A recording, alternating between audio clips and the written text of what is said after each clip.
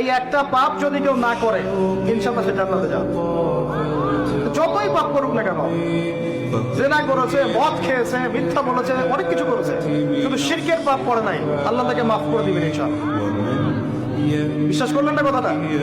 নবীজি বলেছেন এই উম্মতের যে কোনো ব্যক্তি যতই পাপ করুক না কেন আল্লাহ পাক সমস্ত পাপ মাফ করতে পারেন, কিন্তু শিরকের গুনাহ আল্লাহ পাক মাফ করবেন। তওবা করে যদি মারা না যায় মাফ করবেন। একটা এক্সাম্পল দিয়ে বোঝাচ্ছি, তাহলে ক্লিয়ার হয়ে যাবে। মনে করেন কেউ একজন জেনা করেছে, তওবা করার সুযোগ হয় নাই, মারা গেছে। এখন আল্লাহ পাক কিয়ামতের মাঠে এই জেনার পাপটা মাফ করে দিতে পারেন, যদিও সে তওবা করে নাই।